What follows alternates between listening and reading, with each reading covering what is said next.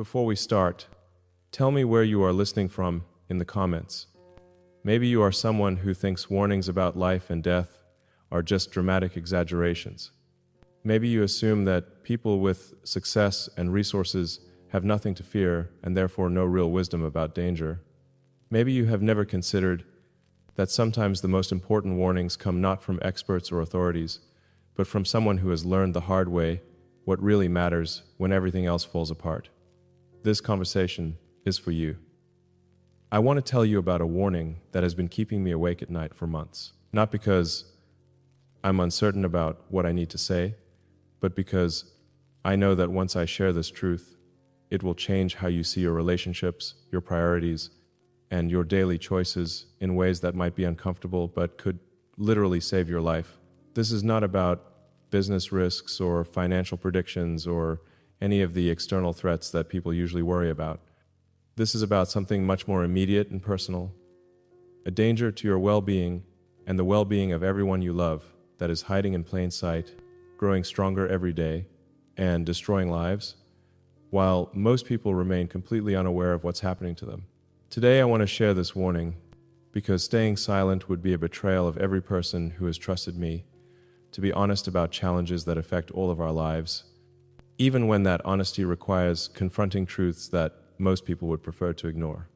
The warning I need to give you is this: you are living your life in a way that is slowly killing you. And you don't realize it because the danger comes not from any single dramatic threat, but from the gradual erosion of everything that makes life worth living. I'm not talking about physical health risks, though those are real too. I'm talking about something more fundamental and more devastating: the systematic destruction of your capacity for genuine human connection, meaningful purpose, and inner peace that happens when you accept a way of living that treats you like a machine rather than a human being. Every day, you make choices that seem reasonable and necessary in the moment, but that are actually part of a pattern that is stealing your life from you, one decision at a time. You're so focused on managing immediate demands and meeting external expectations that you're not noticing how these choices are changing who you are and what you're capable of experiencing. The danger I'm warning you about is not some future catastrophe that might happen to you. It's something that is happening to you right now, today, in ways that are so gradual and so normalized by society that you've learned to accept them as just how life is, rather than recognizing them as symptoms of a way of living that is fundamentally incompatible with human flourishing. Here's what I see happening to people everywhere, including people I care about, including myself, before I recognized what was happening. You're being trained to live in a state of constant stress, distraction, and emotional numbness that prevents you from accessing the experiences that make life meaningful and satisfying. You wake up already thinking about everything you need to accomplish, everything you're worried about, everyone you might disappoint if you don't meet their expectations. You spend your days moving from one task to the next, one obligation to the next, one crisis to the next, without ever having time to pause and consider whether any of this activity is actually contributing to a life you want to be living. Most dangerously, you've learned to suppress the part of yourself that questions whether this is really how you want to spend the limited time you have on Earth. You've been taught that dissatisfaction with your current life is a character flaw rather than valuable information about what needs to change. The warning I'm giving you is based on what I've learned from watching this pattern destroy relationships, drain the joy out of achievements, and leave successful, capable people feeling empty and exhausted despite having everything they thought they wanted. I've seen marriages fail not because people stopped loving each other, but because they became so focused on managing their lives that they forgot how to connect with each other as human beings rather than as partners in a complex logistical operation. I've seen parents who love their children deeply but who are so consumed with providing for them and managing their schedules that they miss the opportunity to actually know them, to enjoy their company, to be present for the moments that make childhood precious and fleeting. I've seen people achieve professional success that they worked toward for decades, only to discover that the achievement brought them no satisfaction because they had spent so many years focused on reaching the goal that they had forgotten how to experience joy, accomplishment, or pride in their work. Most heartbreaking of all, I've seen people reach the end of their lives with deep regret not about their failures, but about how little of their lives they had actually lived consciously, how many moments they had missed because they were thinking about something else, how many opportunities for connection and meaning they had sacrificed for achievements that ultimately felt hollow. The specific danger I need to warn you about is that you are probably living your life in a way that prioritizes efficiency over humanity, productivity over presence, achievement over fulfillment, and external validation over internal peace. You've been taught to measure your worth by how much you accomplish, how busy you are, how well you meet other people's expectations, and how successfully you manage the complex demands of modern life. But these measures have almost nothing to do with the experiences that actually create happiness, meaning, and satisfaction. The people who are happiest and most fulfilled are not necessarily those who achieve the most or who manage their lives most efficiently. They are people who have learned to live with intention, presence, and genuine connection to themselves and others. They make choices based on what they actually value rather than what they think they should value. They spend time on activities that feel meaningful to them rather than just activities that seem necessary or impressive. They cultivate relationships that provide genuine intimacy and support rather than just relationships that are convenient or beneficial. Most importantly, they have learned to pay attention to their own inner experience, their thoughts, feelings, needs, and desires, rather than living their lives entirely in response to external demands and expectations. The reason this warning could save your life is not because you're in immediate physical danger, but because the way most people are living is so disconnected from what human beings actually need to thrive that it creates a kind of slow-motion spiritual and emotional death.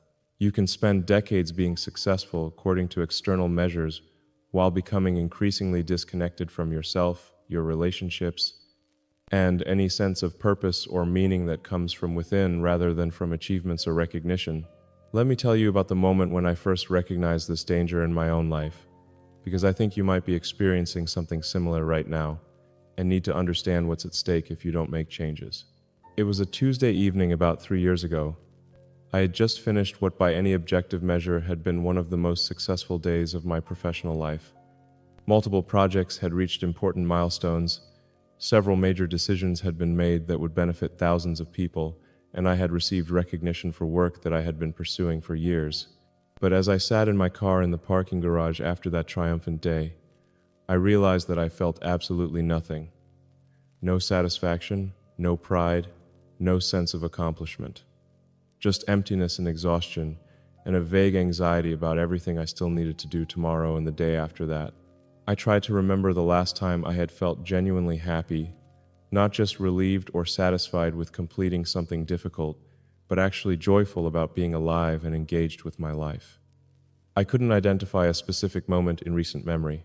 I tried to remember the last meaningful conversation I had had with someone I cared about, not about logistics or problems or plans, but about thoughts, feelings, dreams, fears, the kinds of conversations that create real intimacy and connection. I couldn't think of one. I realized that I had become so efficient at managing my life that I had stopped actually living it. I was accomplishing impressive things, but I wasn't experiencing them. I was surrounded by people, but I wasn't really connecting with them. I was working toward important goals, but I had lost touch with why they had seemed important to me originally. That night, I went home and looked at my children, really looked at them, and I realized that I had been present physically but absent emotionally for most of their recent lives. I had been thinking about work during family dinners, checking messages during conversations, and treating time with them as a break from more important activities rather than as the most important activity itself. I understood that I was in danger of missing their childhoods not because I was traveling or working excessive hours, but because I had trained myself to be mentally elsewhere, even when I was physically present. I was living my life like a task to be managed, rather than an experience to be enjoyed and treasured. But what shook me most deeply was a conversation I had with my son X the following weekend. We were supposed to be playing together, building something with blocks, but I kept glancing at my phone and thinking about Monday's meetings. Finally, He put down his blocks and looked at me with those serious eyes that children have when they're trying to understand something important. "Dad," he said, "are you sad about something? You look like you're always thinking about something that makes you worried." His question hit me like a physical blow, because it revealed that my 7-year-old son had been watching me live my life in a state of constant anxiety and distraction, and he was concerned about my well-being in ways that I hadn't been concerned about it myself. I realized that I was modeling for him a way of being in the world that treated every moment as a problem to be solved or an obstacle to be overcome, rather than as an opportunity to be present and engaged with whatever was happening right now. When I asked him what he meant, he said, "Even when you're playing with me, it feels like part of you is somewhere else, like you're here but you're also not here." That observation from a child forced me to confront the fact that I had become addicted to a way of thinking that made it impossible for me to be fully present for anything, including the people and experiences that mattered most to me. I was always mentally preparing for the next thing, reviewing the last thing, worrying about something that might happen, or trying to solve a problem that didn't need to be solved in that moment. I had lost the ability to simply be where I was, with whoever I was with, doing whatever I was doing, without my mind constantly pulling me towards some other time and place. This realization was devastating because it showed me that I was squandering the most precious gift anyone has, the present moment, and that I was teaching my children to do the same thing by example. The warning I'm giving you is that you might be making the same mistake I was making, living your life so focused on managing it efficiently that you're missing the opportunity to actually experience it meaningfully. You might be so busy meeting obligations and pursuing goals that you're not noticing how little joy, connection, and satisfaction you're actually experiencing in your daily life. You might have become so skilled at being productive that you've forgotten how to be present. Here's what I think you need to do to protect yourself from this danger, based on what I've learned from changing my own approach to life and from watching other people rediscover what it means to live with intention and presence. First, start paying attention to your inner experience throughout the day. Notice how you feel during different activities. Notice which conversations energize you and which drain you. Notice when you feel most alive and engaged, and when you feel most disconnected and empty. Most people go through their days on autopilot, responding to demands and expectations without ever checking in with themselves about how they're actually experiencing their lives. This self-awareness is the foundation for making choices that serve your well-being rather than just your efficiency. Second, begin making small changes that prioritize presence over productivity. Put away your phone during meals with family or friends. Take a few minutes each day to do something that brings you joy rather than just accomplishment. Have at least one conversation each week that goes deeper than logistics and surface topics. These changes might seem insignificant, but they represent a fundamental shift from living your life as a series of tasks to be completed to experiencing your life as a series of moments to be appreciated and relationships to be nurtured. Third, question the assumptions you've made about what you should be doing with your time and energy. Many of the obligations and expectations that feel non-negotiable are actually choices you're making based on priorities that you might not have examined consciously. Ask yourself whether the activities that consume most of your time are actually contributing to the kind of life you want to be living, or whether you're maintaining them out of habit, fear, or unexamined assumptions about what success looks like. Fourth, deliberately cultivate relationships and activities that provide genuine meaning and satisfaction rather than just convenience or advancement. Spend time with people who see and appreciate who you are rather than just what you can do for them. Engage in work that feels personally meaningful rather than just professionally advantageous. This doesn't necessarily mean making dramatic changes to your career or relationships, but it does mean being more intentional about how you invest your emotional energy and attention. The danger I'm warning you about is real and immediate, but it's also completely preventable if you're willing to acknowledge that the way you're currently living might not be serving your deepest needs and highest aspirations. You have the power to choose presence over distraction, connection over isolation, meaning over achievement, and fulfillment over mere success. But you have to make these choices consciously and repeatedly, because the default patterns of modern life will constantly pull you back toward the efficient but unsatisfying ways of living that are slowly draining the life out of your actual life. The warning I'm giving you could save your life not by protecting you from external danger, but by helping you recognize and change patterns that are preventing you from experiencing the joy, meaning, and connection that make life worth living. You don't have to live in a state of constant stress and distraction. You don't have to sacrifice your relationships and inner peace for external achievement. You don't have to accept emotional numbness and spiritual emptiness as the price of managing the demands of modern life. But you do have to choose differently, starting today, if you want to protect yourself from the slow-motion destruction of everything that makes life precious and meaningful. The people who will thrive in the years ahead are not necessarily those who achieve the most or who manage their lives most efficiently, but those who learn to live with intention, presence, and genuine connection to themselves and others. I want to tell you about someone who taught me this lesson in the most unexpected way. Last year, I met an elderly man named Robert while visiting my mother in the hospital. He was in his 80s, sitting quietly by his wife's bedside in the room next to hers. What struck me immediately was how peaceful he seemed, despite being in one of the most stressful environments imaginable. When I spoke with him during one of my daily visits, I learned that he had been a factory worker his entire life, never achieving what most people would consider remarkable success. He had no advanced degrees, no impressive career achievements, no wealth to speak of, but as he talked about his life, I realized I was listening to one of the wisest and most content people I had ever encountered. "You know what I learned?" he told me, his weathered hands holding his wife's gently. "I learned that every day you get to choose between being busy and being alive.